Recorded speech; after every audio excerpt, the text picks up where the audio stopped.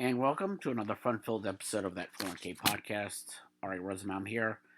Topic this week, we're going to talk about as the 401k world turns with some new guidance, some of the stuff that's been going on for the last few months, ever since the CARES Act came into place, ever since this pandemic started, and ever since the world turned upside down, sort of like the Poseidon Adventure. But life is, like I said, really more like a really bad disaster movie, which was part of my little presentation for that 401k virtual conference 3, which is a great segue to talk about that 401k virtual conference 4, which is on Friday, July the 10th. Great Zoom webinar. We're going to have 2 hours long to compensate for the fact that a lot of us are back in the office. Depending on, of course, the state you're in and part of the country and all that kind of stuff. I know that for many of the professional services offices here in New York, they're starting to reopen. So rather than spend 4 hours, I'm just asking for 2 hours starting at 1 p.m. Eastern Standard Time. We'll have some, good interesting presentations. Every conference is different. Every event is different. We have different presenters. So if you've seen one, you've seen one. Like I said, for the third one, I did a new presentation on some of the changes that have been going on, as well as discussion about bad and good disaster movies. And it's great, available on demand after the presentation, and pretty soon, within the next couple weeks, I will update my YouTube channel and add some of the presentations from the other conferences that we've had over the summer.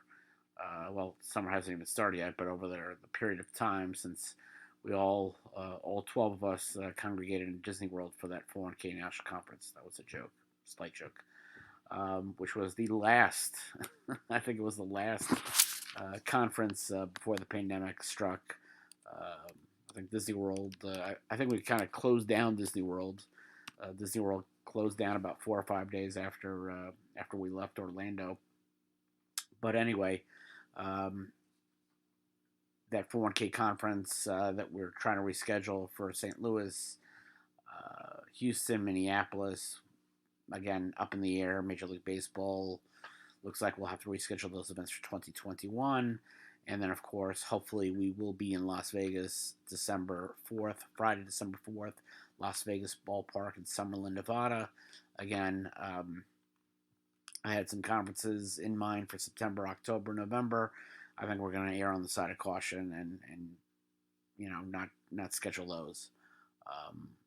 Everything's very in flux. I mean, you're constantly seeing events planned over the summer, rescheduled. My kids' camps have been canceled, so for the next couple months it's going to be Camp Ary. So in the midst of trying to do webinars and podcasts and articles and blog posts and drafting plan documents and setting up new PEPs and MEPs and VCP applications and DFVCP and VFCP. In the midst of all that, I have to entertain my 14 and 13-year-old. So Camp Ary has begun. I feel like Frank Costanza that's screaming "Serenity now." But anyway, let's get back to our subject. While it's world is turning upside down and it's kind of like hell upside down, Department of Labor and IRS obviously don't sleep. Their government, they have to regulate us. Obviously, the CARES Act was a very big to-do, allowing for the early distribution penalty-free COVID distributions, as well as the increased plan loan amounts. And of course, to fine-tune the CARES Act, there were some questions up in the air. IRS finally decided to do a frequently asked questions. I think the big thing to me, the frequently asked questions, look at the CARES Act. One of the big things is that if a person gets a coronavirus-related distribution and then they could actually repay it back to the plan within 3 years. And the question was, how do we do it? And it was kind of up in the air. And the Q&A actually says that within 3 years, you pay your distribution back into the plan. The participant who does that could claim a refund of the tax paid for the coronavirus-related distribution by amending their tax return. Interesting. Uh, so we now know how somebody could actually pay the distribution back for the 5 people that will actually do it.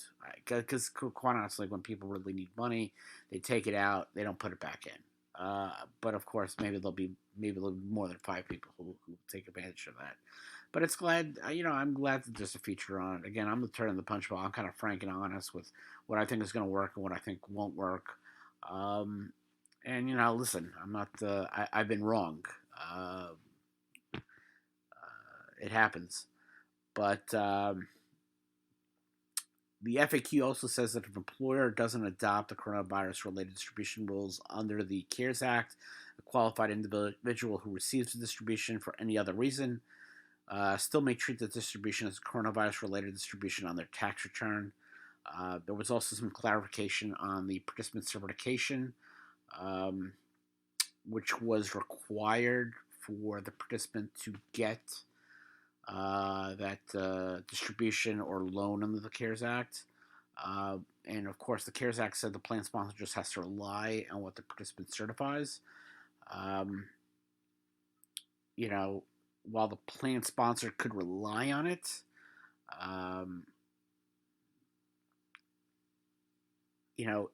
they can't rely on it if the plan sponsor should know that they weren't qualified to be to be eligible. So, for example, the FAQ is pretty clear that a participant whose wife or spouse lost their job as a result of coronavirus, that didn't make them a qualified individual. So if plan sponsor knew that the participant wasn't eligible, that could be a problem. But still, if they're not qualified, they could try to, make some sort of change on the tax return.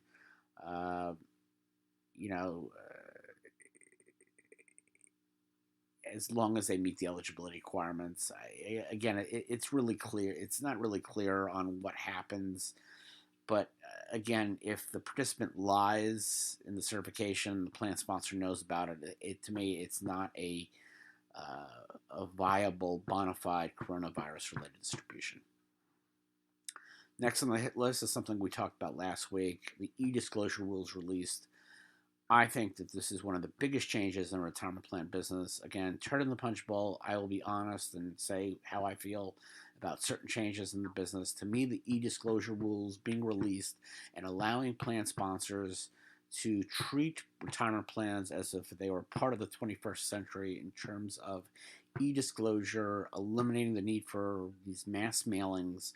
I think that this is the biggest change in the retirement plan business since, my 2 cents, the QDIA and the automatic enrollment provisions of the Pension Protection Act of 2006. Or, actually I wouldn't go that far. I'm sorry. The fee disclosure regulations of 2012. I think this is a substantial change. I think this is a great change. I think the only people who are going to be complaining about this are the paper manufacturers. If you're in the paper business, you don't like this because that means less paper will be bought. And the fee disclosure regulation 2012, I always liked that time because I will never forget. I forget who it was. There was I'm sure James Holland will remember. There was a guy who it wasn't our good friends at ASPA. It wasn't our good friends. It was an industry leader. I forget the guy's name. He's not an industry leader anymore. He was part of an industry association. I forgot the guy's name, and he was vehemently opposed to any type of fee disclosure. He fought, the criticisms that the industry wasn't transparent. He was fighting the, criticisms that the industry had fees that, you know, problematic, such as revenue sharing. I forget the guy's name, but he was just he was embarrassed. To me, he was an embarrassment to the business because I felt like, um, as a lawyer, I believe that crooked lawyers should be, thrown out of the profession. Um, it irks me to, you know, anytime you see a lawyer commit a crime. I mean, just recently, they arrested two lawyers who were, involved with throwing Molotov cocktails at the police and trying to distribute Molotov cocktails to protesters in New York City. I mean, that's embarrassing. I mean, the first thing as a lawyer you should do is uphold the law. Um, if you want to protest the law, that's great, but throwing Molotov cocktails is just, in my opinion, just a whole different thing. That's not protesting. That's that's a crime. That's a felony. So I always am against bad lawyers. And so it kind of irked me that this guy was an industry leader and he was defending all the plan providers that were hiding fees, that were charging excessive fees. And I felt that, plan sponsors, when you have a fiduciary duty to pay only reasonable plan expenses, it's only fair to allow them to know exactly how much you're being charged. So going back to this e-disclosure, it's a great change. Sure, it's going to be a headache to set it up with the emails, and plan sponsor will have the responsibility of collecting email addresses. And of course, the problem is, obviously, if email addresses bounce, and remembering that plan sponsors still have, plan participants still have a right to get a paper copy or to opt out of the e-disclosure. The plan sponsor has got to make sure that if they're referring people to a website, that the link is up, that the website works, that everything is in a language that they can understand. And of course, TPAs and other companies are going to spout out and help with that. And the big winners are obviously going to be, in my opinion, plan sponsors. I think plan participants are going to win out. Obviously, TPAs with less costs and less mailing headaches. Anybody in the email business, I love constant contact, for at least for my emails. I don't know if it's going to be good for e-notifications. And what you'll see is, I believe eventually the IRS is going to piggyback on what the DOL will do and allow for the eventual e-disclosure of safe harbor notices. There's talk about combo notices and referencing the safe harbor notice, because the safe harbor notice is an IRS notice. So the e-disclosure rules at this time do not cover them. But you can work with safe harbor notices in as a combo notice. I think it's, again, a positive win for the industry because it's going to cut down on mailing costs, mailing headaches. It's going to save a lot of trees. And more importantly, save money. I don't think that, in this very transparent and very competitive industry, any savings on mailings are going to get passed down to the plan participants in terms of fee reductions.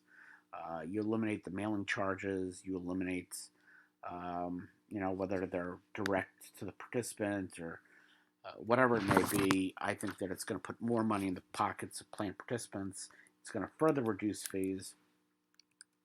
And, it's going with the times. I mean, I understand what the Department of Labor is very, very slow in adopting it. We're very, very concerned with, the population that is still working, that wants things in paper, that wants, things mailed out to them. Certain people want their electric bill still mailed to them rather than getting a PDF email version. I mean, when you're 25 and 65, there's a difference. There's still that big age gap in terms of being involved with computers and trusting computers and whatnot. So, again, I think it's a big, big deal. I think that's a substantive change We'll talk about some of the other changes that are not big. I don't think they're going to be substantive at all.